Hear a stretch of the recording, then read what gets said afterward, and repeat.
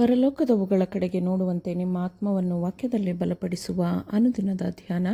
ಇಂದಿನ ಧ್ಯಾನದ ಶೀರ್ಷಿಕೆ ಪವಿತ್ರಾತ್ಮನು ನಿಯಂತ್ರಿಸಲಿ. ಈ ದಿನದ ಸತ್ಯವೇದದ ವಾಕ್ಯ: ಆದರೆ ದೇವರಾತ್ಮನಿಂದ ಉಂಟಾಗುವ ಫಲವೇನೆಂದರೆ ಪ್ರೀತಿ, ಸಂತೋಷ, ಸಮಾಧಾನ, ದೀರ್ಘಶಾಂತಿ, ದಯೆ, ಉಪಕಾರ, ನಂಬಿಕೆ, ಸಾಧುತ್ವ, ಶಮೆದಮೆ ಇಂಥವುಗಳೇ. ಇಂಥವುಗಳನ್ನು ಯಾವ ಧರ್ಮಶಾಸ್ತ್ರವೂ ಆಕ್ಷೇಪಿಸುವುದಿಲ್ಲ. ಗಲಾತ್ಯದವರಿಗೆ 5ನೇ ಅಧ್ಯಾಯ 22 ಮತ್ತು 23 ವಚನಗಳು.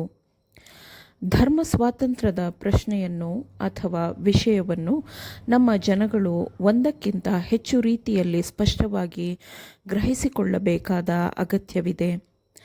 ಚಾಚಿ ಅಗಲಿಸಿದ ತೋಳುಗಳಿಂದ ಮನುಷ್ಯರು ನಾವೆಯನ್ನು ಸ್ಥಿರಪಡಿಸಿಕೊಳ್ಳಲು ಪ್ರಯತ್ನಿಸುತ್ತಿದ್ದಾರೆ.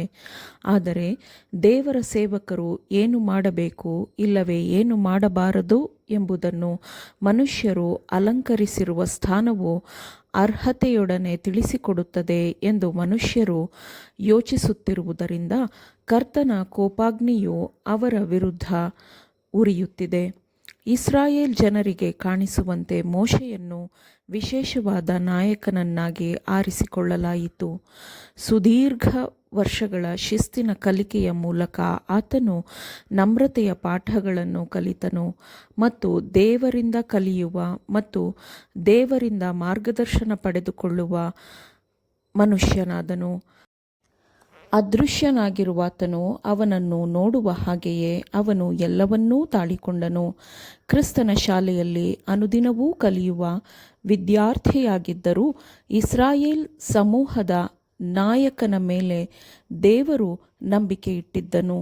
ಮುಖಾಮುಖಿಯಾಗಿ ಒಬ್ಬ ಮನುಷ್ಯನು ತನ್ನ ಸ್ನೇಹಿತನೊಂದಿಗೆ ಹೇಗೆ ಮಾತನಾಡುತ್ತಾನೋ ಹಾಗೆಯೇ ದೇವರು ಮೋಶೆಯೊಂದಿಗೆ ಮಾತನಾಡುತ್ತಿದ್ದನು. ಮೋಶೆಯು ಎಲ್ಲ ಮನುಷ್ಯರಿಗಿಂತಲೂ ಅತ್ಯಂತ ಸೌಮ್ಯನಾಗಿದ್ದನು. ಆತನು ಪರಿಶುದ್ಧಾತ್ಮನನ್ನು ನಿಯಂತ್ರಿಸಲು ಪ್ರಯತ್ನಿಸುತ್ತಿರಲಿಲ್ಲ, ಬದಲಾಗಿ ಪವಿತ್ರಾತ್ಮನಿಂದ ನಿಯಂತ್ರಿಸಲ್ಪಟ್ಟವನಾಗಿದ್ದನು. ಪ್ರತಿಯೊಬ್ಬ ಮನುಷ್ಯನಿಗೂ ತನ್ನದೇ ಆದ ಸ್ವಂತಿಕೆ ಇರುತ್ತದೆ. ಅದು ಬೇರೆ ಯಾವ ಮನುಷ್ಯನ ರೀತಿಗಳಲ್ಲಿ ಮುಚ್ಚಿ ಹೋಗಬಾರದು. ಪ್ರತಿ ಮನುಷ್ಯನ ಜೀವನವು ದೇವರಲ್ಲಿರುವ ಕ್ರಿಸ್ತನಲ್ಲಿ ಅಡಗಿರಬೇಕು. ಮನುಷ್ಯರು ತಪ್ಪು ಮಾಡುವ ದುರ್ಬಲ ಮಾನವರ ನಿಯಂತ್ರಣದಡಿಯಲ್ಲಿ ಇರಬಾರದು, ದೇವರ ನಿಯಂತ್ರಣದಡಿಯಲ್ಲಿ ಇರಬೇಕು. ಅವರು ವಿಕೃತ ಆತ್ಮ ಹೊಂದಿರುವ ಪವಿತ್ರರಲ್ಲದ ಮನುಷ್ಯರ ನಿರ್ದೇಶನವನ್ನು ಪಡೆಯದೆ ದೇವರಾತ್ಮನಿಂದ ನಿರ್ದೇಶನ ಪಡೆದುಕೊಳ್ಳುವ ಮನಸ್ಸಿನವರಾಗಿರಬೇಕು. ದೇವರ ಪರಂಪರೆಯ ಸರ್ವೋನ್ನತ ನಾಯಕನನ್ನಾಗಿ ದೇವರನ್ನು ಮಾತ್ರ ಪರಿಗಣಿಸಲಿ. ಪ್ರತಿಯೊಬ್ಬ ಮನುಷ್ಯನೂ ಸಹ ತನ್ನನ್ನು ತಾನು ದೇವರ ನಿಯಂತ್ರಣದಡಿಯಲ್ಲಿ ಇರಿಸಿಕೊಳ್ಳಲಿ. ನಮ್ಮ ಎಲ್ಲ ಸದನಗಳಲ್ಲಿ, ನಮ್ಮ ಪ್ರತಿಯೊಂದು ವ್ಯವಹಾರಗಳಲ್ಲಿ, ಪ್ರತಿಯೊಂದು ಸಮಿತಿಯಲ್ಲಿ ನಾವು ದೇವರನ್ನು ಮೊದಲು ಪರಿಗಣಿಸುವಂತಾಗಬೇಕು. ನಡೆಯುವ ಎಲ್ಲ ಕೆಲಸವನ್ನು ಆತನು ನೋಡುತ್ತಾನೆ ಮತ್ತು ಮಾತನಾಡಲ್ಪಡುವ ಪ್ರತಿಯೊಂದು ಮಾತನ್ನೂ ಆತನು ಕೇಳುತ್ತಾನೆ. ನನ್ನನ್ನು ನೋಡುವಾತನು ಎಂದು ವಾಕ್ಯವು ಹೇಳುತ್ತದೆ. ಈ ಮಾತುಗಳು ಎಲ್ಲರ ಮನಸ್ಸಿನಲ್ಲಿಯೂ ಇರಲಿ. ಆ ಮಾತುಗಳು ಎಲ್ಲ ಅವಿವೇಕದ ಪ್ರಚೋದನಾ ಭಾಷಣಗಳ ವಿರುದ್ಧ ಮತ್ತು ಎಲ್ಲ ಪ್ರಾಬಲ್ಯವನ್ನು ಸಾಧಿಸಬೇಕು ಎಂಬ ಬಯಕೆಯ ವಿರುದ್ಧ ರಕ್ಷಣೆಯಾಗಿ ಕೆಲಸ ಮಾಡುತ್ತದೆ.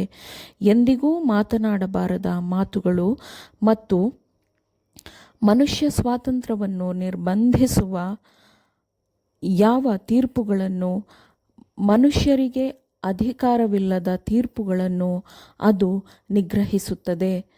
ತನ್ನ ನಿಯಂತ್ರಣದಡಿಯಲ್ಲಿ ಜನರು ಇರುವಂತೆಯೂ ತನ್ನ ಮಾದರಿಯ ಮಾನದಂಡವನ್ನು ಅವರು ಸ್ವೀಕರಿಸುವಂತೆ ಮತ್ತು ಎಲ್ಲ ಯೋಜನೆಗಳಲ್ಲಿಯೂ ತನ್ನ ಒಪ್ಪಿಗೆಯನ್ನು ಜನರು ತೆಗೆದುಕೊಳ್ಳುವಂತೆ ದೇವರು ಕರೆ ಕೊಡುತ್ತಾನೆ.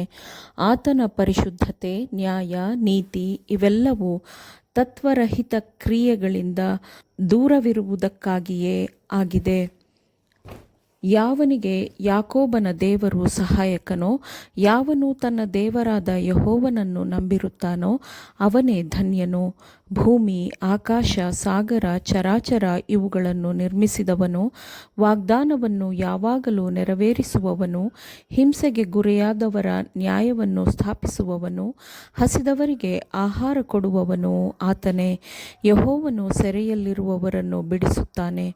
ಯೆಹೋವನು ಸದಾಕಾಲವೂ ಅರಸನಾಗಿರುವನು.